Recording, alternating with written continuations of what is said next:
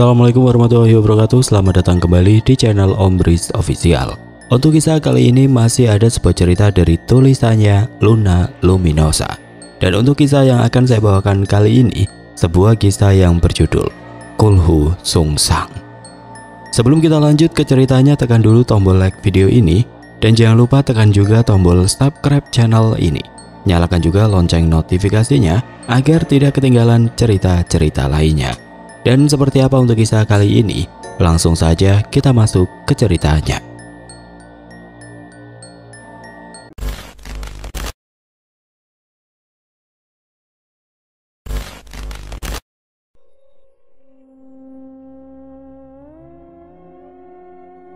Malam itu sunyi. Angin hanya berani menyusup lewat celah genteng, membawa aroma lembab yang menusuk hidung. Dari luar, rumah Surya tampak biasa saja. Rumah kecil dengan cat yang mulai pudar. Akan tetapi siapapun yang lewat di depan pagar pasti akan merasakan hal aneh. Hawa dingin yang menempel di kulit membuat langkah ingin cepat-cepat menjauh. Sudah berminggu-minggu rumah itu tertutup rapat. Tidak ada suara televisi, tidak ada percakapan, hanya sesekali terdengar keluhan pelan dari dalam kamar. Surya, kepala rumah tangga itu, sedang dilanda sakit yang tidak bisa dijelaskan. Dokter hanya menggeleng, tetangga memilih menjauh, dan istrinya, Sari, satu-satunya yang setia merawat, kini hidup dalam ketakutan. "Aku gak kuat, Sar. Perutku sakit lagi." Suara Surya terdengar lirih, hampir hilang di telan malam. Sari yang duduk di samping ranjang buru-buru mencondongkan tubuh. Wajahnya pucat, matanya sembab karena sudah berhari-hari tidak tidur nyenyak. Ia meraih tangan suaminya yang dingin dan bergetar. "Kamu tahan dulu, Mas. Aku ambil air hangat ya." Sari setengah berlari ke dapur, membawa segelas air lalu menyodorkannya. Surya meneguk seteguk, tapi hanya beberapa detik kemudian ia memuntahkan cairan bercampur darah ke lantai. "Ya Allah!" Sari menahan tangis, memegangi bahu suaminya yang kurus kering. "Kita harus ke dokter lagi. Aku gak bisa lihat kamu kayak gini terus." Surya menggeleng, wajahnya menegang menahan sakit. "Udah, percuma, Sar. Berapa kali kita ke rumah sakit jawabannya sama, gak ada penyakit. Tapi badan aku rasanya kayak dihantam sesuatu tiap malam." Sari terdiam. Ia sendiri tahu suaminya tidak bohong. Sudah 3 kali mereka berpindah rumah sakit, hasilnya selalu nihil. Tidak ada dokter yang bisa menjelaskan kenapa perut Surya sering kembung seperti balon, lalu mendadak kempis sendiri. "Mas, jangan bilang kamu percaya omongan orang itu." Suara Sari bergetar. "Aku gak mau dengar kata santet atau apapun. Itu cuma bikin kita tambah takut." Surya menatap istrinya dengan mata merah. "Lalu apa penjelasanmu kalau tiap malam aku mimpi ular melilit tubuhku? Bahkan aku bisa merasakan sisiknya, dingin, keras, sampai aku sesak nafas." Ia menutup wajah dengan kedua telapak tangan. "Dan sekarang bukan cuma mimpi, Sar. Tadi sore aku lihat ekor ular melintas di dapur, padahal semua pintu tertutup rapat." Sari merinding, tapi ia berusaha menepis rasa takut. "Mungkin cuma halusinasi, Mas. Kamu kurang tidur." "Halusinasi?" Surya menunjuk lantai dekat ranjang. "Terus itu apa?" Sari menoleh. Darah muntahan Surya bercampur lendir masih tercecer. Di tengah gumpalan merah itu, ada sesuatu yang membuat nafasnya tercekat. Seekor cacing menggeliat pelan, seolah baru saja keluar dari perut suaminya. Sari spontan menjatuhkan gelas dari tangannya. "Astagfirullah." Surya hanya terdiam, wajahnya penuh pasrah bercampur ngeri. Malam itu udara di rumah mereka terasa menekan. Angin dari luar membuat daun pintu berderit pelan. Sari belum bisa tidur. Matanya terus mengawasi Surya yang meringkuk di ranjang dengan selimut menutupi tubuh. Jam dinding menunjuk pukul 12. Surya mulai gelisah. Ia menggerakkan tubuh, mulutnya mengerang. "Mas, bangun. Lebih buruk lagi ya?" Sari menepuk pelan bahunya. Namun tiba-tiba Surya berteriak keras. Ular itu lagi. Dia lilit aku, Sar. Tolong cabut, aku gak bisa napas." Sari panik, mencoba mengguncang tubuh suaminya. "Mas, bangun. Itu cuma mimpi." Akan tetapi Surya menendang-nendang selimut dengan mata setengah terbuka, seolah ada sesuatu yang benar-benar menekan dadanya. Wajahnya membiru. Dengan gemetar Sari menyalakan lampu meja. Saat cahaya menerangi ruangan, jantungnya hampir berhenti. Ada seekor ular hitam legam melingkar di dada Surya. Kepalanya tegak, lidahnya menjulur cepat. Ya Allah! Sari berteriak histeris, mundur beberapa langkah. Surya megap-megap, tangannya mencoba melepaskan lilitan itu, tapi seperti menembus udara. Sari melihat jelas ular itu nyata, sisiknya berkilat basah, ekornya menghantam ranjang hingga terdengar berdebam. Tanpa pikir panjang, Sari meraih sapu dari pojok kamar. Dengan nekat ia menghantamkan sapu ke arah ular, namun seketika ular itu melesat ke bawah, menghilang begitu saja. Surya terbaring lemas, nafasnya terengah. Kamu lihat kan, aku gak gila. Itu nyata, Sar. Sari terduduk, tubuhnya gemetar. Iya, aku lihat. Tapi kenapa bisa ada di sini? Semua jendela dikunci. Surya memegang perutnya yang kembali membengkak. Ini bukan penyakit. Ada yang mau aku mati, Sar. Pagi harinya suasana rumah suram. Bau anyir muntahan darah semalam masih terasa, meski Sari sudah berusaha membersihkan lantai. Surya duduk bersandar di kursi ruang tengah, wajahnya sayu. Mas, aku udah gak tahan. Kalau kamu gak mau ke dokter, kita coba cari lain. Aku akan minta tolong ke Pak Hadi. Dia sering dimintai doa sama warga kalau ada yang sakit. Surya menoleh cepat, suaranya keras. Jangan, aku gak mau orang tahu kalau aku kayak begini. Nanti mereka pikir aku kena kutukan atau apa. Sari menahan marah. Lalu kita harus bagaimana? Kamu tiap malam kesakitan, muntah darah, mimpi ular, dan semalam aku lihat sendiri hewan itu ada di kamar kita. Surya menunduk, rahangnya mengeras. Sar, aku minta kamu kuat. Jangan cerita sama siapapun. Ini urusan kita. Kenapa kamu selalu nutup diri, Mas? Air mata Sari jatuh. Aku istrimu. Aku yang tiap malam lihat kamu menderita. Aku yang bersihkan darahmu. Aku juga takut, Mas. Aku takut kehilangan kamu. Suasana hening. Hanya suara burung di luar jendela terdengar samar. Akhirnya Surya berkata lirih. Aku juga takut, Sar. Tapi ada hal lain yang nggak bisa aku ceritakan sekarang. Percayalah, semua ini bukan sekedar sakit. Sari terdiam. Dada terasa sesak oleh rahasia yang disembunyikan suaminya. Malam berikutnya gangguan itu kembali, kali ini lebih parah. Surya terbangun dengan tubuh kaku. Ia merasakan sesuatu merayap dari kaki. Saat menunduk ia melihat bayangan panjang bergerak di bawah selimut. Jangan lagi. Surya tercekat. Sari yang ikut terbangun menyalakan lampu. Selimut terangkat sendiri dan seekor ular besar keluar, melata di lantai mengarah ke pintu kamar. Sari berteriak, tubuhnya mundur ke dinding. Mas, itu beneran ada. Surya hanya bisa menatap dengan mata lebar, mulutnya terbuka tapi tidak bersuara. Perutnya kembali mengembung, kali ini lebih besar dari sebelumnya. Aduh Sari, perutku. Surya memegangi perutnya, teriakannya memecah malam. Sari ingin menolong tapi terhalang rasa takut. Ular itu berhenti di ambang pintu, menoleh, lalu menghilang entah kemana. Surya rebah, menggigil. Keringat membanjiri tubuhnya, dari mulutnya kembali keluar darah pekat yang membuat lantai basah. Sari akhirnya tidak bisa menahan diri. Ia menangis keras, memeluk bahu suaminya yang semakin rapuh. Mas, aku mohon, jangan sembunyikan apapun dari aku. Apa sebenarnya yang terjadi sama kamu? Surya tidak menjawab. Matanya menatap kosong ke langit-langit. Bibirnya bergetar, hanya satu kalimat yang keluar, pelan tapi jelas. Ini balasan, Sar. Mas, makan dulu. Aku masak bubur biar gampang ditelan. Suara Sari terdengar pelan, berusaha terdengar setenang mungkin. Surya duduk di kursi ruang tengah dengan tubuh membungkuk. Wajahnya pucat kebiruan, mata cekung, tulang pipinya menonjol. Kaos lusuh yang ia kenakan menggantung longgar, membuat tubuhnya terlihat semakin rapuh. Aku gak lapar, Sar. Jawab Surya serak. Sari meletakkan mangkuk bubur di meja, tangannya sedikit bergetar. Kalau kamu gak makan, tubuhmu bisa habis. Tolong, meski sedikit saja. Dengan enggan Surya meraih sendok. Ia menyuap perlahan, baru 2 suap wajahnya berubah aneh. Ia berhenti, menatap mangkuk dengan mata terbelalak. Ada apa, Mas? Sari mendekat. Surya menunjuk bubur di sendok. Itu, lihat sendiri. Sari menatap mangkuk, jantungnya seakan berhenti. Di antara bubur hangat yang masih mengepul, seekor cacing gemuk menggeliat. menggulung-gulung di permukaan. Ya Allah, Sari menjerit menjatuhkan mangkuk hingga pecah berantakan.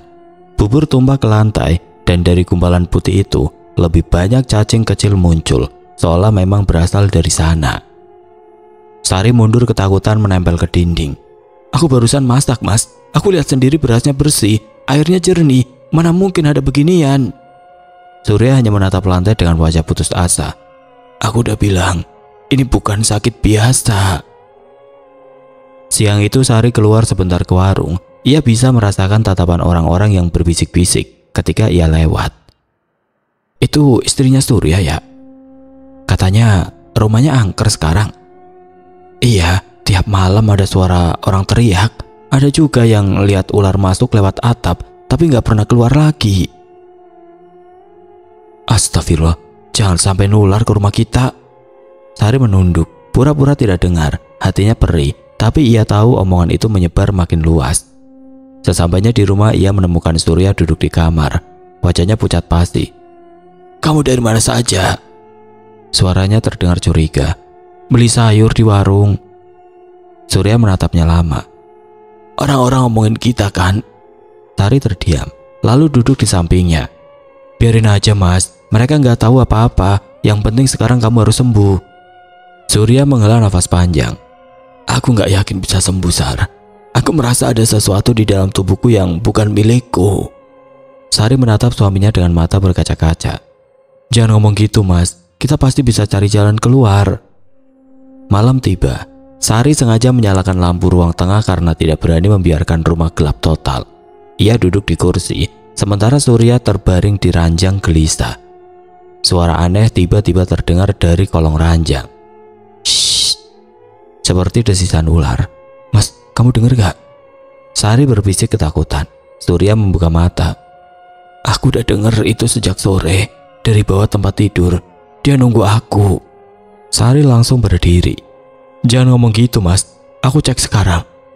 Dengan nekat ia menunduk melihat ke kolong ranjang. Kosong, hanya debu dan sendal lama. Tapi suara mendesis itu tetap terdengar, seolah menyelinap dari dinding.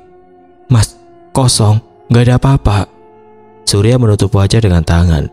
Itu bukan sesuatu yang bisa kamu lihat begitu saja, Sar. Dia sengaja bikin aku gila. Tiba-tiba tubuhnya kejang. Ia menggeliat hebat, tangannya mencakar-cakar udara. Mas, ya Allah. Sari panik, mencoba menahan tubuh suaminya yang berguncang keras. Surya membuka mulut lebar-lebar, mengerang. Dari tenggorokannya keluar suara aneh, mendesis panjang, bukan suara manusia. Sari ketakutan, air matanya bercucuran. Mas, istighfar. Jangan biarin dia kuasai kamu. Surya mendadak duduk tegak. Matanya mendelik. Ia teriak keras. Ular itu ada di dalam aku. Sari menjerit memeluk suaminya erat. Jangan ngomong gitu, kamu bisa lawan. Akan tetapi Surya terus mengerang. Perutnya membesar seperti ada sesuatu yang bergerak di dalam. Dadanya naik turun tidak beraturan. Pukul 2 dini hari kejadian puncak datang.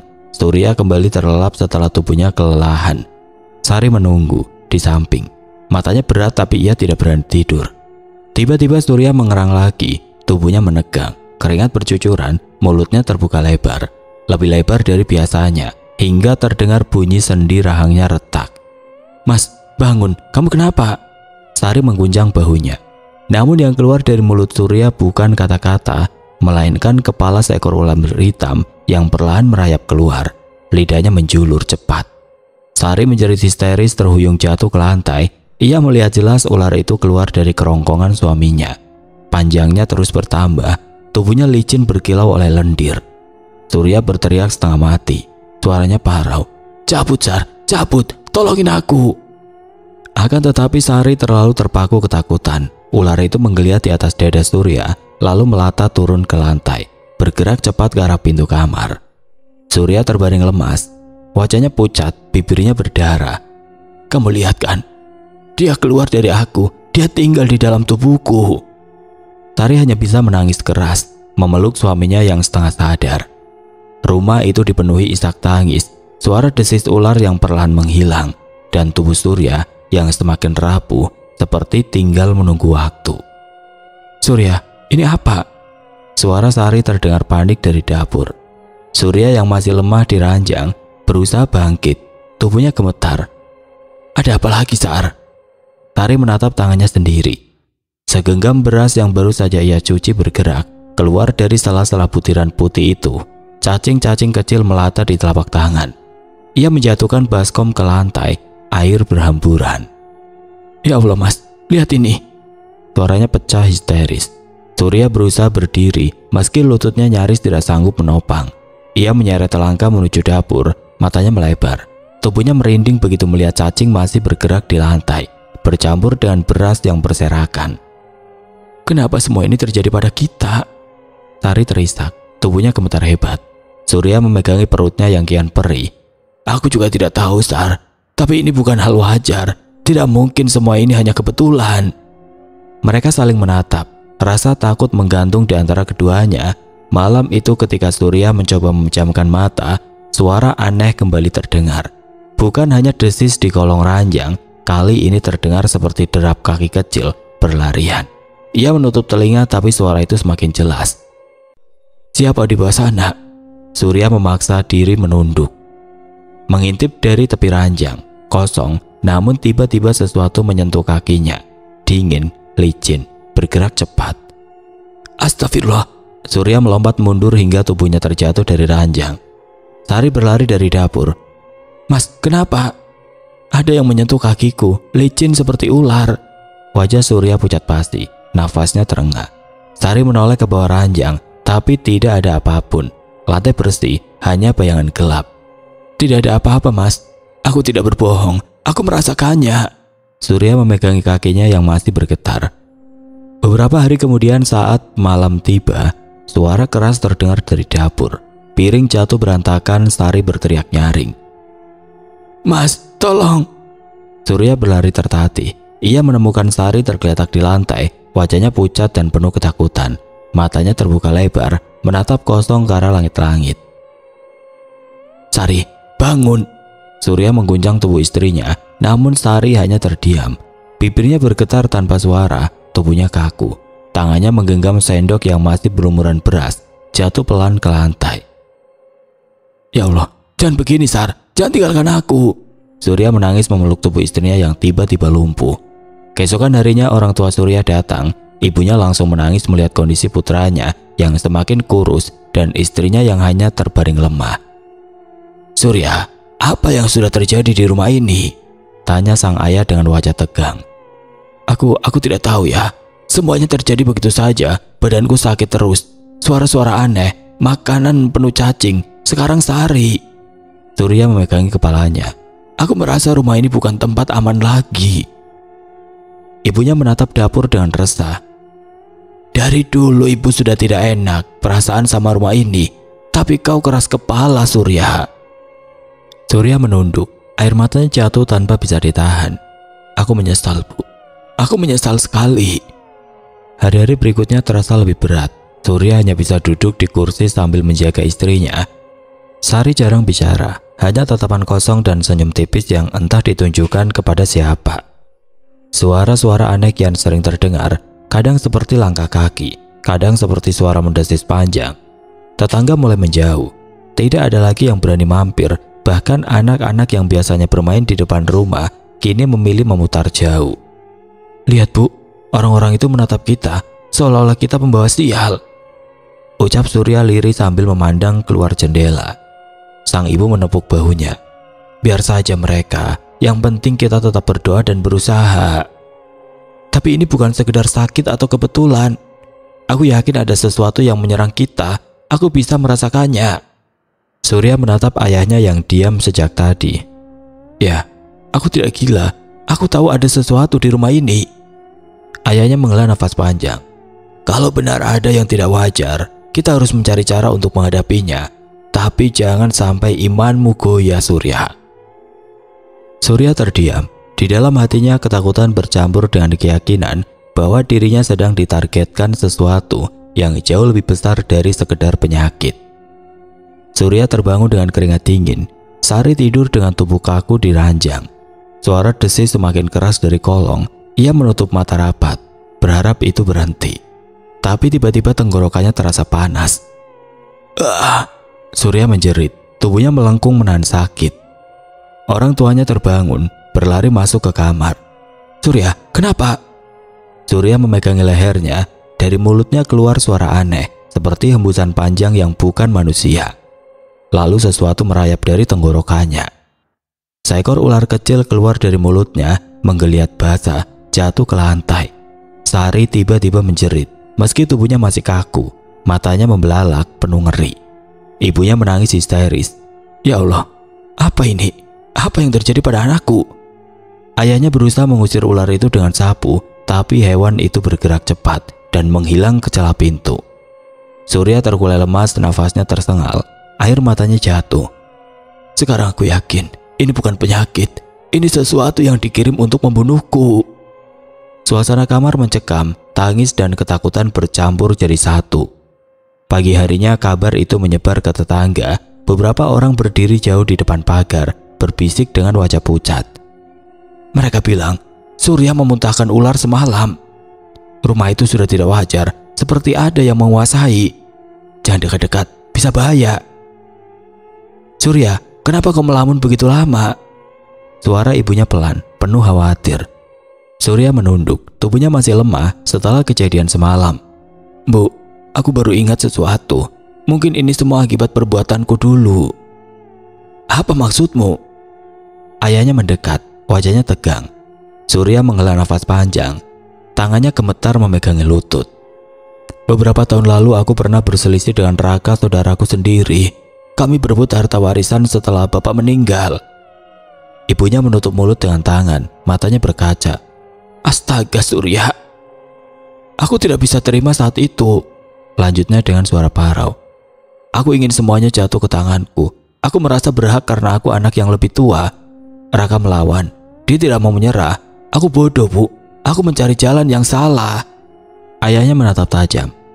"Jangan bilang kau melakukan hal yang tidak seharusnya." Surya menggertakkan giginya, air mata mengalir di pipi. "Aku menyewa seorang dukun. Dia bilang bisa membuat Raka sakit parah sampai mati. Aku membayar mahal demi ambisiku sendiri." Hening, hanya suara nafas Sari yang terbaring kaku di ranjang terdengar lirih. "Ya Allah," ibunya terisak. "Apa yang kau lakukan, Surya? Kau tega pada darah dagingmu sendiri." "Aku menyesal, Bu." Surya menunduk, tubuhnya bergetar. "Waktu itu dukun itu sudah memperingatkan. Dia bilang, setiap perbuatan semacam itu pasti ada harga yang harus dibayar. Aku tidak peduli. Aku hanya ingin Raka lenyap." Ayahnya mengepalkan tangan. "Dan sekarang, kau yakin semua yang terjadi di rumah ini balasan dari perbuatan itu?" Surya mengangguk pelan. "Sejak kejadian ular keluar dari mulutku, aku ingat wajah Raka. Dia sering muncul dalam mimpiku, menatapku dengan mata yang begitu tajam, seolah berkata bahwa aku tidak bisa lari dari dosa." Malam itu Surya kembali diganggu mimpi buruk. Dalam tidurnya ia berada di rumah masa kecil, suara pintu berdecit, angin kencang menerpa. Dari sudut ruangan sosok Raka muncul, wajahnya pucat dengan tatapan menusuk. "Kau pikir aku mati?" Suara Raka berat datar. Surya mundur, punggungnya menempel pada dinding.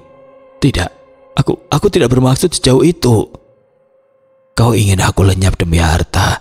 Kau kirim sesuatu padaku, tapi lihat, aku masih di sini." Senyum tipis muncul di wajah Raka, senyum yang lebih menakutkan daripada marah. Surya berteriak, "Maafkan aku menyesal." Namun Raka berjalan mendekat, matanya merah menyala. Dari mulutnya keluar darah yang mengalir perlahan, menetes ke lantai.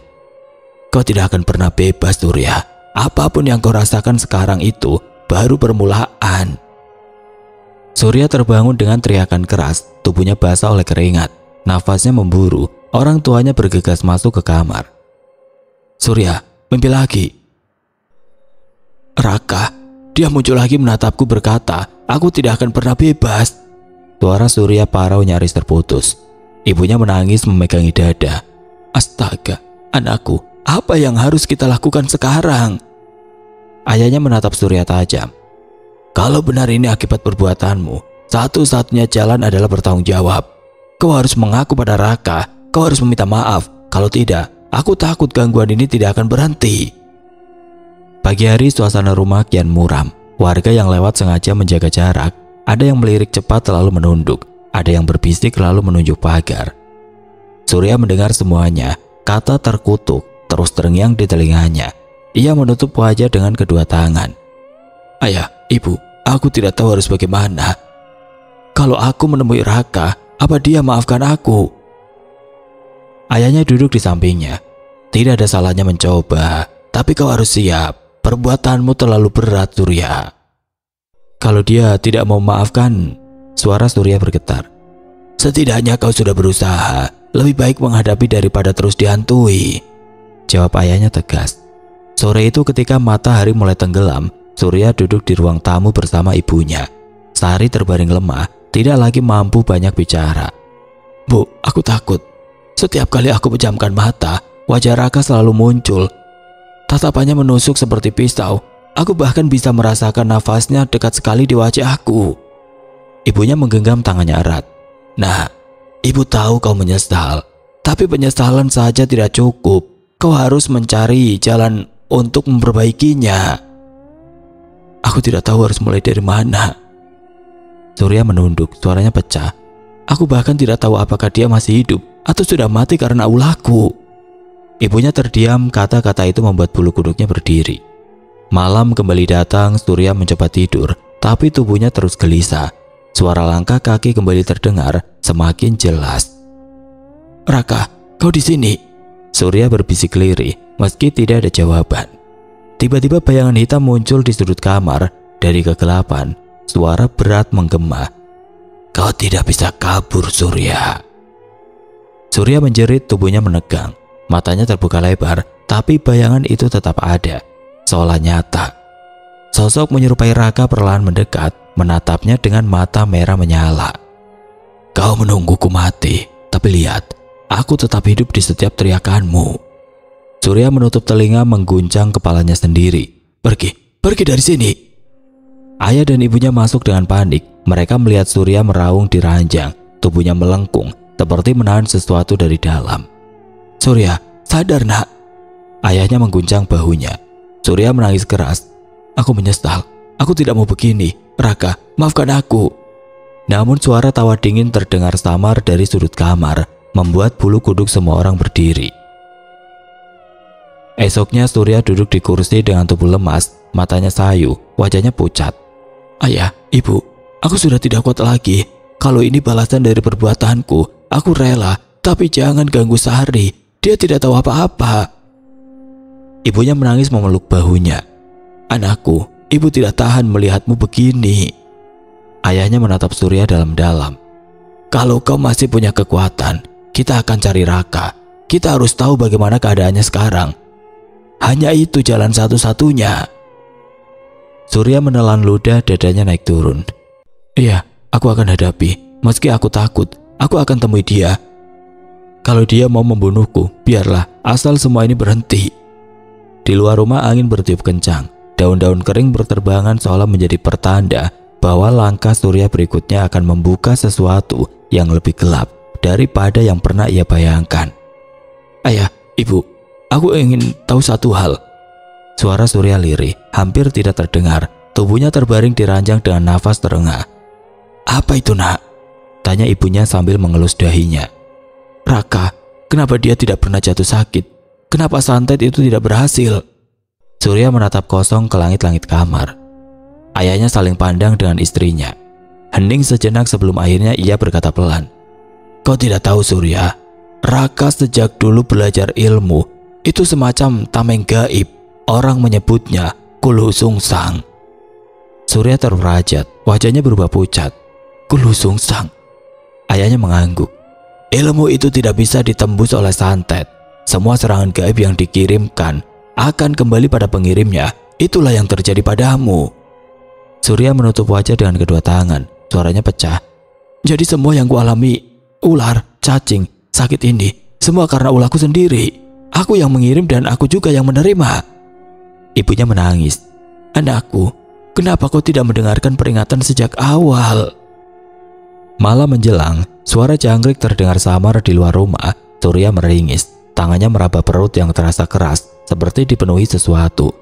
Bu, lihat ini. Surya mengangkat bajunya. Perutnya menonjol aneh, kulitnya berurat kebiruan, gerakan samar seperti ada hewan melata dari dalam, tampak jelas. Ibunya menjerit kecil. "Ya Allah!" Surya terengah. "Aku tidak kuat, Bu. Tolong keluarkan ini, keluarkan!" Tiba-tiba dari kolong ranjang terdengar suara mendesis panjang dan menyeramkan. Ayahnya menoleh cepat, tapi hanya kegelapan pekat yang terlihat. "Surya, tenanglah, jangan panik." Ayahnya mencoba menahan tubuh anaknya yang terus menggeliat. Surya berteriak, "Mereka menertawakanku ya. Kau tidak dengar suara itu dari setiap sudut rumah? Mereka menertawakanku." Dan memang benar, suara tawa lirih terdengar dari tembok, dari atap, dari jendela yang terkunci rapat. Suara-suara tanpa wujud bergema seolah mengejek penderitaannya. "Balasanmu sudah datang, Surya." Surya menutup telinga, matanya melotot. "Diam, diam kalian. Jangan ganggu aku lagi." Keesokan harinya Sari yang lumpuh hanya bisa menatap suaminya dengan mata berkaca. "Bang, apa kita tidak bisa mencari pertolongan? Mungkin ada yang bisa membantu." Surya menggeleng dengan wajah putus asa. "Siapa yang mau datang? Kau lihat sendiri, Sari. Warga bahkan tidak berani lewat depan rumah. Semua menganggap kita terkutuk." "Kalau begitu, kita cari orang pintar lain, Bang. Kita coba lagi." Surya menghela nafas berat. "Aku sudah mencoba. Tidak ada yang berani. Begitu mereka tahu aku yang mengirimkan santet dulu, semua mundur. Katanya aku harus menanggung sendiri akibatnya." Sari menangis, air matanya jatuh dari bantal. "Lalu apa yang akan terjadi padamu?" Surya menatapnya dengan mata merah, penuh ketakutan. "Kalau semua santet itu benar-benar kembali padaku, berarti akhirku sebentar lagi. Aku bisa merasakannya, Sar. Setiap malam tubuhku seperti digerogoti dari dalam." Surya tertidur gelisah ketika tiba-tiba tubuhnya kaku. Ia bermimpi, mulutnya terbuka lebar, lebih lebar dari yang seharusnya. Dari dalam kerongkongannya seekor ular hitam merayap keluar perlahan, lidahnya menjulur-julur. "Ah!" Surya menjerit keras. Tubuhnya terlonjak dari ranjang. Ayah dan ibunya berlari masuk, melihat Surya tersungkur di lantai dengan mulut berdarah. "Surya!" Ibunya histeris. Surya memegangi tenggorokannya, terbatuk darah segar. "Aku merasakannya, ular itu keluar dari mulutku." Ayah memeluk bahunya. "Itu mimpi, Surya. Kau hanya bermimpi." "Tidak ya, itu nyata. Aku merasakan sisiknya di tenggorokanku." Surya terus menjerit, tubuhnya kejang-kejang. Di sudut kamar suara tawa gaib kembali terdengar, kali ini lebih keras. Seolah rumah dipenuhi makhluk tidak kasat mata yang merayakan penderitaannya. Hari-hari berikutnya Surya kian hancur. Tubuhnya tinggal kulit dan tulang. Wajahnya pucat kebiruan.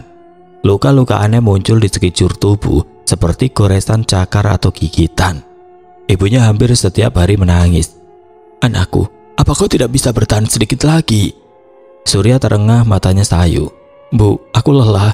Kalau ini memang balasan, aku hanya ingin semuanya berakhir cepat." Ayahnya berdiri kaku, menatap putranya dengan rasa marah bercampur iba. "Kau sudah melakukan kesalahan besar, Surya, dan sekarang kau harus menanggungnya. Tidak ada yang bisa menolongmu kecuali dirimu sendiri. Kau harus minta ampun pada Tuhan." Surya menggeleng lemah. "Aku berdoa setiap malam ya, tapi suara-suara itu tidak pernah hilang. Mereka terus menertawakan aku, bahkan saat aku memejamkan mata." Malam itu Surya terduduk di ruang tamu, menatap kosong ke pintu yang terkunci. "Sari," suaranya parau. "Kalau aku tidak selamat, tolong kau maafkan aku. Aku sudah menyeretmu dalam semua ini." Air mata Sari mengalir deras. "Jangan bicara begitu, Bang. Aku masih berharap kau sembuh." Tiba-tiba terdengar langkah-langkah berat di atap, seperti seseorang berjalan mondar-mandir. Suara dentuman keras membuat lampu bergoyang. Surya menegakkan tubuh, matanya melotot. "Kau dengar itu, Sar? Mereka sudah datang. Mereka menjemputku." Sari menjerit ketakutan, ibunya pingsan di kursi. Sementara ayahnya berusaha menenangkan semua. Namun di tengah hiruk-pikuk itu, suara gaib terdengar jelas di telinga Surya. Lebih dekat daripada sebelumnya. "Kau menginginkan harta, kau mendapatkan azab." Surya menutup wajahnya menangis histeris. "Hentikan, aku mohon, hentikan." Akan tetapi suara itu justru meledak menjadi tawa panjang yang mengguncang dinding rumah. Surya terjatuh di lantai, tubuhnya kejang lagi. Dari mulutnya keluar darah kental dan semua yang melihat hanya bisa terpaku dengan rasa takut yang tidak terlukiskan. "Ampun, jangan siksa aku lagi." Suara Surya parau keluar dari tenggorokan yang sudah serak dipenuhi darah. Ia meronta di ranjang dengan tubuh menggembung seperti balon yang hampir pecah. Dari sudut kamar terdengar suara tawa tipis menggema tanpa wujud. Surya memejamkan mata rapat-rapat, berharap itu berhenti. Namun justru suara itu semakin jelas. "Aku tidak kuat, tolong, siapa saja tolong aku." Surya menjerit, nafasnya terengah. Darah kental bercampur cacing keluar dari mulutnya, menetes ke bantal, membuat noda menjijikan. Pintu kamar diketuk keras. "Surya, kau kenapa?" Terdengar suara tetangganya Pak Darmin. Namun begitu suara itu muncul, Surya menjerit panik. Jangan masuk, mereka ada di sini, mereka menunggumu." Suaranya pecah penuh teror. Pak Darmin terdiam di depan pintu, lalu perlahan mundur. "Astagfirullah," bisiknya memilih pergi. Tidak ada yang berani mendekati rumah Surya lagi. Semua tahu ia bermain dengan hal terlarang dan kini menerima balasan. Surya berguling di ranjang, tubuhnya berdenyut seperti ada yang merayap di dalam dagingnya. Ia memegang perutnya yang menggembung, lalu merintih keras. "Aduh, hentikan! Aku mohon hentikan!" Ia meraba dadanya. Dadanya berdegup kencang tidak seperti biasanya. Tiba-tiba di telinganya dipenuhi suara ular mendesis. Begitu dekat, seolah ular itu berada tepat di dalam kepalanya. "Keluar! Jangan di telingaku! Jangan!" Surya menghantam kepalanya ke dinding. Darah bercipratan tapi suara itu tetap ada. Dari kepanikan ia meraih ponsel di meja samping ranjang. Dengan tangan gemetar ia mencoba menekan nomor seseorang. "Raka, aku mohon, hentikan ini. Aku salah." Namun ponselnya mati begitu saja. Layar gelap, baterai penuh, tapi seperti dicabut paksa oleh kekuatan gaib. Tidak. Surya membanting ponsel itu menangis histeris. "Raka, kau dengar aku kan? Aku menyerah, aku kalah. Ampunilah aku." Suara tawa tiba-tiba memenuhi kamar. Kali ini jelas sekali, seperti banyak orang menonton penderitaannya. "Kalian siapa?" Surya menjerit, matanya melotot liar. Dari sudut kamar bayangan hitam menjulur, memanjang, lalu menyentuh kakinya. Ia menendang, tapi semakin ia melawan semakin kuat cengkeraman itu. Kaki Surya terangkat sedikit, lalu tubuhnya menghempas ke lantai. Brak! Ia berguling dengan tubuh membengkak, menabrak meja dan kursi. Darah menyembur dari mulutnya lagi, bercampur cacing yang menggeliat, berjatuhan ke lantai. Surya berteriak setengah mati, Pergi, aku tidak sanggup lagi." Namun tidak ada yang datang menolong. Di luar rumah orang-orang hanya berani mengintip dari jauh. Lampu di dalam kamar Surya berkedip-kedip, seolah rumah itu dikuasai sesuatu yang kelam. "Dia mendapat balasan," kata seorang tetua desa dengan wajah serius. "Aku sudah bilang, ilmu itu tidak bisa ditentang dengan keserakahan. Semua serangan selalu berbalik." Orang-orang hanya mengangguk. Tidak ada yang berani mendekat. Mereka tahu yang terjadi pada Surya bukan lagi urusan manusia biasa. Di dalam, Surya mulai kehilangan kesadarannya. Tubuhnya semakin berat, perutnya kian membuncit. Ia memandang ke bawah, melihat kulit perutnya bergerak dari dalam, seperti ada sesuatu yang hidup di sana. "Tidak, jangan keluar, jangan!" gumamnya sambil menahan perutnya dengan tangan. Akan tetapi sudah terlambat. Sesuatu dari dalam perutnya menendang keras. Surya menjerit panjang, tubuhnya melengkung menahan sakit. Tiba-tiba dari mulutnya keluar darah segar yang deras, disertai cacing-cacing besar yang merayap cepat ke lantai. Ia terjatuh terguling, menghantam lantai keras. Matanya melotot, urat di lehernya menonjol, tubuhnya hancur dari dalam. Di telinganya suara ular mendesis semakin nyaring, begitu keras hingga gendang telinganya pecah. Darah merembus keluar. "Cukup, ampun, aku menyerah." Surya berusaha bersuara, namun yang keluar hanya desaan terakhir, bercampur darah yang memenuhi mulutnya. Lalu tubuhnya terhentak sekali, kaku. Wajahnya membeku dalam ekspresi teror yang tidak terhapuskan. Matanya melotot, mulut terbuka seakan masih ingin berteriak. Beberapa jam kemudian bau busuk menyebar ke seluruh lingkungan. mayat Surya membusuk lebih cepat dari yang seharusnya. Seolah ada kutukan yang mempercepat kehancuran tubuhnya. Orang-orang menutup hidung, enggan mendekat. Tidak ada satupun yang berani masuk rumah itu hingga aparat desa datang membawa orang pintar untuk mengurus jenazahnya. Namun bahkan mereka pun bergidik melihat kondisi mayat Surya. Wajahnya, astagfirullah, ucap salah satu dari mereka. Matanya tidak bisa ditutup, dia mati dengan ketakutan luar biasa. Kabar kematian Surya menyebar cepat. Semua orang di desa membicarakannya. Ada yang merasa kasihan, ada pula yang menyebutnya pantas menerima balasan. Di tempat lain, Raka duduk diam di serambi rumahnya. Ia tahu apa yang terjadi. Ia tidak tersenyum, tidak juga menangis, hanya menarik nafas panjang. Ilmu bukan untuk keserakahan, katanya lirih, seakan berbicara kepada dirinya sendiri. Ia menatap langit yang mendung. Keserakahan dan niat jahat selalu berbalik pada pelakunya, dan Surya telah memilih jalannya sendiri. Raka berdiri menutup pintu rumah, lalu masuk ke dalam. Ia tidak ingin mengingat lagi, semesta sudah memberi jawaban.